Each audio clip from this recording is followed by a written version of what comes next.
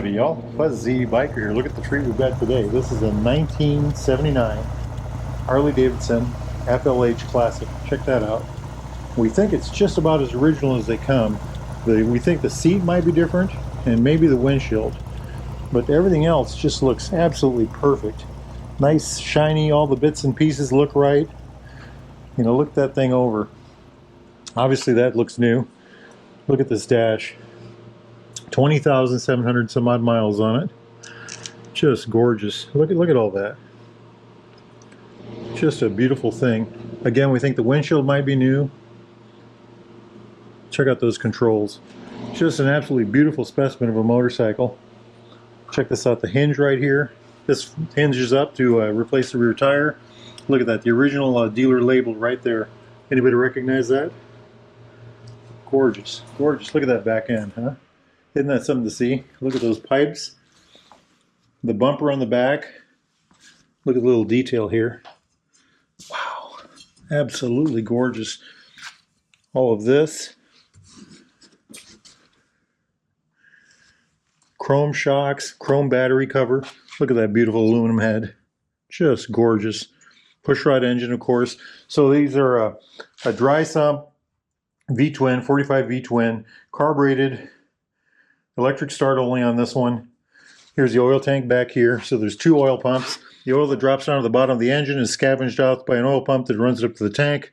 From the tank, the oil goes back down to the pressure side of the pump, and that runs all the critical things, you know, to the bearings and back up these pressure lines up to the head. Well, my question was, how does the oil get back down? Something like a British bike, they'll come down through the push rods. I think on these are actually galleys that are machined into the barrels. Just a beautiful thing, isn't it? I really like this detail. Just look at that. I think back then they were still hand painting the pinstripes, and if you look at them, you can kind of see that that might be the case.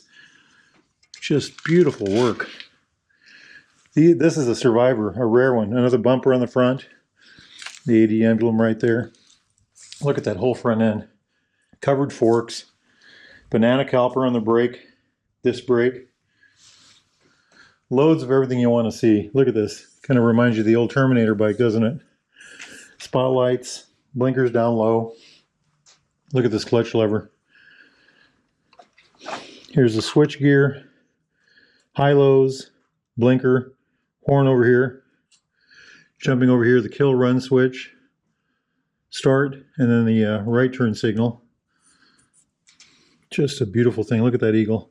I noticed some other eagles on here. So fuel. I don't know if there's a fuel gauge on this one or not. Where else did I see eagles? Look at this chrome cover over the exhaust pipe. Protect the rider. Ignition coils behind that. Look at that detail. Just all kinds of good stuff. Shifter right here. Heel toe. Running boards. Just a gorgeous thing. Chain drive, of course.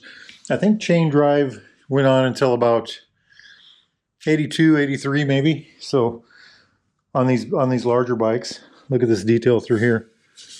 You know, very different than a modern Harley. Fiberglass bags. Oh, here's the other eagles I saw. Check out this back end. Gorgeous, gorgeous. I love the Harley details right here. Wow, what a bike. What a bike. Just a beautiful thing. I've got some flat side Harleys at home. Look at this. This has got the cone on it, the big old cone. There'll be a single cam that runs all the push rods. Push rods run up to the head. There's two valves in each head, one exhaust, one intake. Just beautiful. Can't see the carburetor. I can't tell you what that is. Again, the oil lines going up to the head. Wow. Stator bike by this point. Part of the starting system right here. Look at all the detail. Hey, what kind of a brake do we have here?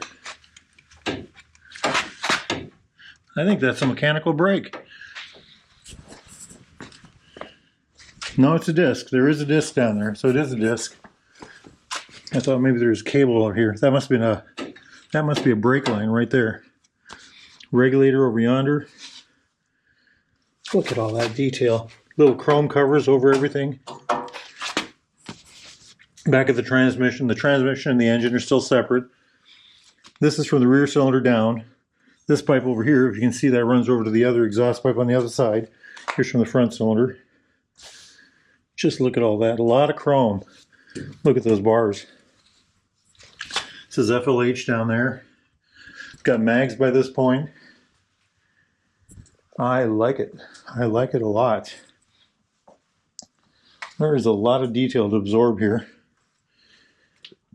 By this point in time, the generator's gone off the front of the engine. It's a stator bike. There's the oil tank right there. Wow, what a machine. What a machine.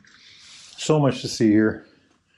Wonder if this is stock. Oh, that's a helmet lock right there. I think that's a helmet lock. I'm not sure what that is. Y'all know. Post in the comments below.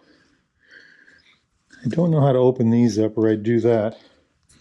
Are the keys in the bike? I do not see them. Anyway, an absolutely beautiful bike. Beautiful bike. Ran into this guy the other day at Baxter Cycle of all places, and he was telling me about some sidecars that his neighbor owns, and just so happened to hear about this one, and here we are taking a good look at it. I like it. I like it a lot. Under the cover over yonder is his daily rider, and then he also has a Royal Enfield Himalayan. I think he got that at Baxter Cycle too. All right, my friends, it is a cold day outside in January here. I think I am not going to go ride today, but if it's nice where we're at, get out there and ride. Wahoo! Ready? 1, 2, 3. Wahoo!